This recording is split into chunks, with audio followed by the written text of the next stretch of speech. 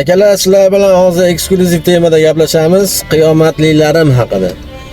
Hozir safarda edim, bitta akamiz bilan to'g'risi bitta holat bo'ldi. Do'stlik haqida holat bo'lib qoldi. Men u holatni aytmayman, lekin shu holatdan akamiz maqtanib qoldi-da. Bormi sizda ham shunaqa jigar, bormi shunaqa do'st, qiyomatli birodar bormi sizda ham deb qoldi. Bor. Akani o'ziga ham sanab berdim. Alhamdulillah, Allohim atrof muhitimni juda chiroyli, go'zal holatda qilib qo'ygan.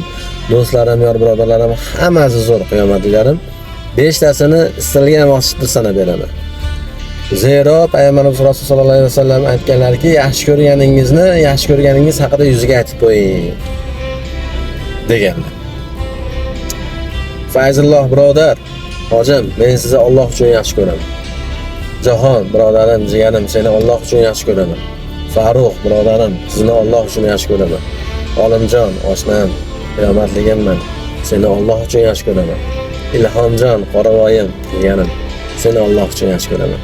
Bormi? Sizlarda ham shunaqa do'st bormi? Bo'lsa kommentariyada ismlarini har bittasini yozib keting. Agar bo'lsa. Chunki bu baxt hammaga nasib qilmagan. Qiyomatli do'st degan nima degani? Nima degani qiyomatli do'st deb qo'yamiz? Qiyomatli do'st degani bu dunyoda, nafaqat bu dunyoda, hatto qiyomatda ham yonimda turadigan do'st deganidir. Qiyomatli do'st degani bu dunyo tashvishini qo'ying. Qiyomat tashvishini oldida ham yonimda turadi. Jannatga kirsa ham sizni oqtaradi. Qani anu do'stim bo'ladi, u kirmadimi deydi. Xudodan shafaat so'raydi shunaqa do'stlar.